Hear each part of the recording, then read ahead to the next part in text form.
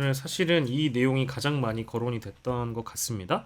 김성훈 경호처 차장의 구속영장 재신청 일단 경찰로부터 오늘 이루어졌다라는 것이고 현재까지는 검찰이 검찰 단계에서 3번이나 구속영장 청구를 기각한 바 있습니다. 이제 언론은 뭐 반려라는 표현을 쓰고 있는데 이것도 사실은 뿌리를 찾아가 보면 검찰의 언론 플레이 중에 하나라고 생각돼서 저는 이제 기각이라는 표현을 쓰고 있는데, 근데 구속영장이 이미 타당하다라는 결론을 영장심의위원회에서 이미 결론을 낸 바 있고 검찰은 그 뜻을 따르겠다라고 이야기를 한 바 있습니다. 보도가 이미 된 적이 있는데 이게 저희가 구속 취소 인용과 즉시 항고 포기에 완전히 묻혀버린 이슈가 돼버렸거든요. 근데 이제 며칠이 지나면서 다시 또 이 경찰이 영장을 재신청한 건데 재신청하기 이전에 그냥 검찰이 청구를 하면 되는 문제였는데 이렇게까지 올 일인지 일단 이것도 좀 답답하고 사실 대부분의 이 비평가들이 평가하기로는 심우정이 이미 즉시 항고까지 포기해서 얼굴에 철면피를 깐 마당에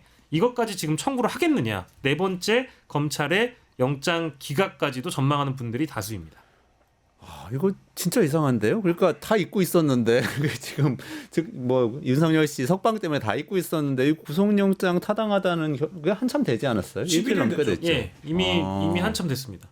어떻게 봐야 됩니까? 이제 뭐 윤석열이 풀려났기 때문에 비합본 서버라든가 어떤 기록물 정보에 대한 관리 행위가 다시 김성훈에서 윤석열 일당으로 넘어갔다 완벽하게 뭐 이렇게 지금 상황을 봐도 되지 않을까요? 뭐 그래서 다시 이제 영장 청구가 됐는데 검찰이 안 해준다면은 결국은 애초부터 있었던 비화폰을 검찰도 받았지 않느냐 김성훈으로부터라는 그런 추론 그리고 내란에 검찰인들 당연히 참여했던 사람이 있었지 않겠느냐라는 짐작들 이것에 이제 정황적 증거가 되는 거죠. 12월 3일 날 이제 선관위에 방첩사가 출동을 하지 않습니까? 네.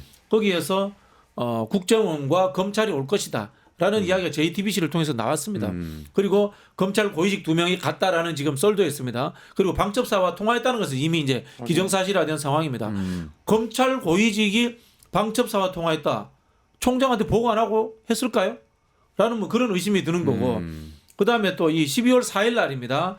박성재 이 법무부 장관과 법제처장, 민정수석장이 모여서 이 회의를 합니다. 법률적 회의 아니겠어요? 그럼 검찰은 이 상황을 몰랐을까? 검찰한테도 뭔가 이야기를 하지 않았을까? 그 상황을 김성훈이 관리하는 비화폰을 통해서 검찰총장이라든가 수뇌부에 통보해 주지 않았을까? 이런 수많은 의심들이 있고 그 핵심이 김성훈과 비화폰인 거예요. 그래서 저희는 이제 검찰을 의심할 수밖에 없는 겁니다. 김성훈 차장을 구속하면 검찰이 내란에 가담했던 그 정황 그것이 드러나지 않을까 이런 걱정 때문에 이 영장을 두고 이렇게 옥신각신하게 됐다. 그렇죠. 결국엔 지금 말씀하신 것처럼 비합본 문제인데 이 비합본에 대한 부출관리대장을 김성훈 차장을 중심으로 한 경호처 세력이 관리했다는 거고 이미 근데 여기는 힌트가 나왔어요. 왜냐하면 김성훈 차장에 대한 2번째 구속영장이 청구될 때 김성훈 차장이 그거를 검찰에 자진 제출했다라는 거 아닙니까? 그러니까 그 얘기는 뭡니까? 검찰이 원하는 부분에 대한 협조를 해주고 검찰은 그 대가로 김성훈 차장에 대한 영장을 거절한 거 아닙니까? 거부한 거 아닙니까? 그러니까 사실 뭐 이런 과정이기 때문에 저는 오늘 새로운 사실이 또 나왔어요. 간부를 해임했다라는 게 나왔거든요. 그죠. 네네네. 저는 뭐 그게 뭐 그런 전례가 많지는 않겠지만 경호처에서 윤석열 씨 체포에 협조했던 간부를 거부했던 체포를 거부했던 간부를 경호처가 해임했다. 네, 징계위원회에 보냈다가 해임했다고 하는데 저는 그러면 이런 것들을 바탕으로 해서 구속영장을 이미 청구한 상황이지만 긴급 체포를 경찰 수사 의지가 있다면 긴급 체포를 들어가야 된다고 봅니다. 그러니까 왜냐면 새로운 긴급한 범죄 사실이 드러난 거잖아요. 왜냐하면 그 사건 이후에, 그러니까 예를 들면 영장 집행을 거부한 이후에 그거에 정당하게 저항했던 경호처 간부를 공무원이지 않습니까? 근데 임의로, 그러니까 예를 들면 여러 뭐 과정은 밟았겠지만 해임했다라고 하면 그건 현행범으로 충분히 볼 수 있는 정황이고 경찰이 체포영장이 집행될지 안 될지는 모르겠지만 긴급 체포하겠다라는 정도로 나와서 붙어야 되는데 사실 지금 보면 수사기관 간에 이거 심의까지 됐으니까 해주세요. 우리가 10일 넘게 보안 열심히 했거든요. 이렇게 지금 접근하고 있는 것처럼 보이는데 왜 이 수많은 피의자 중에 김성훈 경호차장만 이런 대접을 받고 있는가? 저는 그것도 좀 약간 납득이 안 가는 상황이 있습니다. 저는 이 상황에서 우리가 빠뜨리는 사람이 하나 있는데요. 지귀현 판사. 역사의 지탄을 받아야 됩니다. 이 사람. 진짜. 뭐 본인의 논리로 뭐 날짜를 시간으로 바꾸었다. 그다음에 공수처 수사가 적당하냐 안 하냐 이런 이야기를 했는데 윤석열이 풀려나서 돌아갔다는 것은 지금 김성훈 동과 열심히 증거인멸하고 있다는 뜻이에요. 우리 보통 구속이라는 것이 시간과 뭐 그다음에 뭐 날짜냐 이런 하나의 절차적인 문제도 있지만 구속의 사회라는 것은 도주 우려, 증거 그렇죠. 인멸, 사건의 중대성 아닙니까? 그렇죠. 그대로 다 살아 있습니다. 내란죄고요. 도주 우려. 윤석열 경호처 동원해가지고 안 잡히려고 막았던 사람입니다. 네. 증거인멸 말할 필요도 없습니까? 이 세 가지 요소가 그대로 남아있다면은 자기 직권으로라도 윤석열을 구속 다시 시켜야 되는 거예요. 판사가 재판부 참판사가 직권 구속시킬 수 있답니다. 안 하고 있지 않습니까? 이 사람이 나중에 이 모든 역사적 사실들이 다 밝혀졌을 때 이 사람에 의해 가지고 저는 역사적 사실이 훼손된 것 그리고 이 윤석열의 내란 쿠데타를 진압하는 데 시간이 늘어난 것들 저는 그 사람 진짜 책임져야 된다고 봅니다. 그러네요. 듣고 보니까 지금 윤석열 씨의 석방과 맞물려서 지금 이 김성훈 경호차장의 인신 구속 문제가 훨씬 더 중요한 문제로 떠오른 게 사실이네요.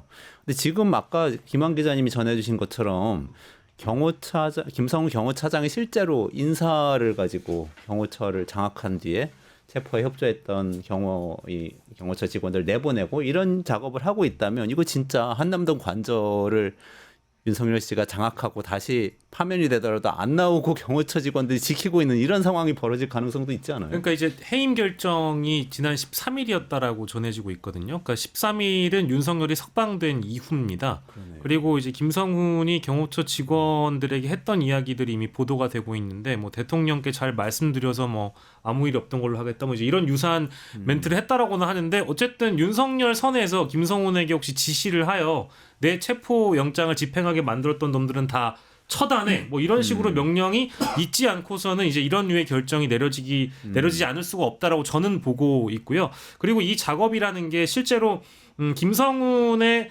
라인으로 다 이제 판을 좀 이렇게 깔아놓고 만약에 아까 박시현 평론가께서 짚어주신 대로 헌법재판소에서 판결이 인용이 떨어지고 나면 한남동 관저에 알박기를 한 이후에 윤석열을 끌어내는 작업이 분명히 필요할 텐데 만약에 알박기를 한다라고 한다면 장악된 경호처가 실제로 물리력을 동원해서 끌어내려고 하는 어떤 체포 인력을 또 막을 수도 있는 그런 위험성이 있는 거거든요. 이제 그런 시도를 지금 하는 과정 아니냐라는 그런 의혹까지 나오고 있는 상황이어서 매우 걱정되는 소식이고 두 번째로는 대한민국은 정의가 있는 국가임에도 불구하고 이게 지금 논리로 따지자면 피해자와 가해자와 피해자잖아요.